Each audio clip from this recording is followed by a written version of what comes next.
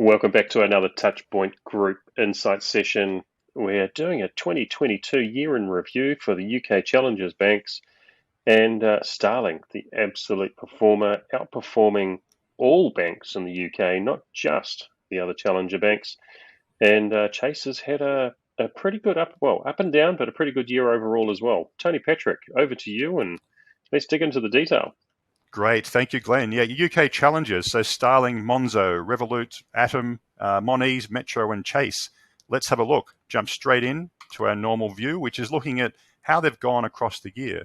Now, one of the things we can see, as Glenn mentioned, how well Starling is actually doing. So, yeah, looking there, we can see it's sitting above 4.5 all the time. A couple of down points, a slight trend down near the end of the year, but looks that's still a major improvement for them. The other one is looking at the likes of Chase. So, starting out the start of the year at sort of 3.5 towards there, but again they've picked up really well towards the end of the year and maintained that improvement. So obviously, if they pick up again in the next round, they could actually become second in this particular group. So they've done very well. A few others sort of there's a few ups and downs across the year, but let's have a quick look at how they compare across the UK market. So you've got a select group of UK banks across the market here, and we can see how well Starling has actually done. So there's a lot we're showing here, but essentially we can sort of see there's a block of green at the top with the top three. I've got a block of green. They're doing very well compared to the market. And at the other end of the scale, we have a sort of block of 3 to 4 at the bottom here who aren't doing that well. Now, we can see Starling's done well, and I suppose an award goes out to Starling for that consistency across the year, but also leading the pack and maintaining that lead across the year. So very well done to them. For Lloyds, there's probably there's a slight drop in March, but essentially it's been consistent across the year. So an award for Lloyds in consistency. They've done very well from that perspective. But again, they're sort of slightly outside this category. If we look at the other ones in terms of the Revolut, Atom, Metro, they're doing okay. Now we can see that Revolut's had some improvement in the second half of the year. So looking at about 4.2 to 4.3 average for the last quarter. But they hasn't really changed their rank as such. So overall, their rank is about 5th, and they're about that for the December and Q4. What we have seen, though, is that improvement for Chase. So we can see that in the rankings as well. So they were 10th out of 13 across the year, but for the past quarter, they're 8th. And for the past month, they're 6th. So they're on that trajectory of moving up in the world. So let's have a quick look at some reasons why they've gone that direction. So one of the things we look at here, which those familiar with what we cover regularly, this is our SURF analysis. So looking at security, which is around authentication, usability, so UI and things like that, reliability and functionality. So in this case here, these are pain points. So you want to get these as low as possible. So let's have a look though at Starling. In terms of authentication, that's pretty low at 0.9%. So fewer than 1% of customers have issues with logging in and authentication. So that is really, really positive for them as compared to the likes of Atom Bank, which had around 8%. So they had some issues across the year. We can see there, though, why Starling is doing so well. They've kept these pain points down to a minimum compared to others. So very positive for them.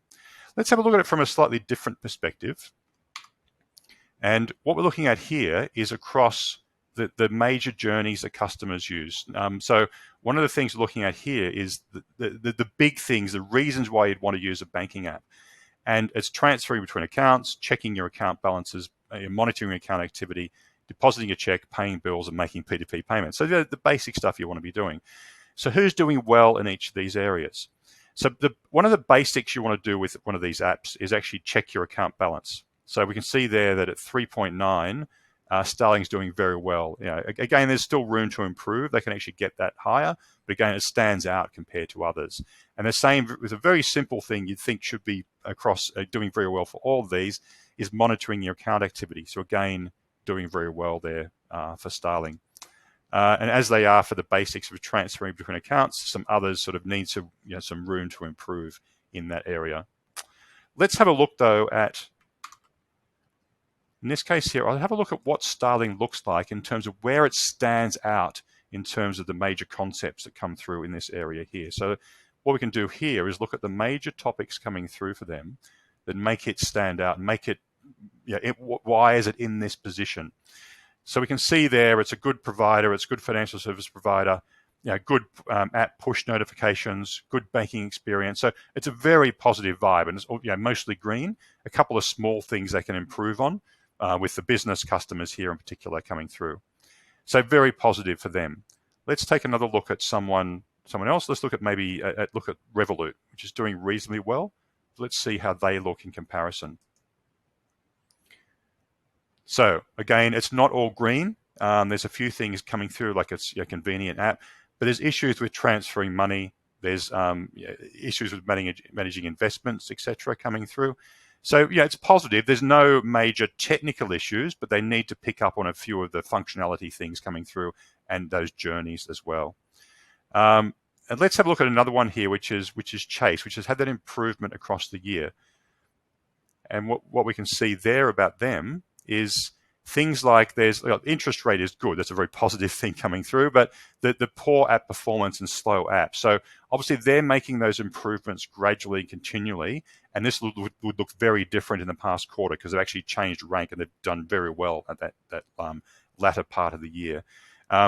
Customers like their loyalty and rewards, and essentially there's some room to improve. So there's no major technical issues, but they need to improve on these basic journeys as well, like the account balance and checking your account balance via the app. They need to improve on those in particular. So room to improve, but some positive news coming out of some of these apps across the year. Thank you, Glenn. Yeah, some great insights there, and congrats to Chase on the improvements that they've made, and Starling, just absolute standout performers consistently across the year. If anybody would like a copy of that ranking chart, sing out, where we rank the banks across the whole UK and around the year, the quarter, and that last month of December. And everybody have a fantastic 2023. We are looking forward to sharing this journey along with you over the course of another year.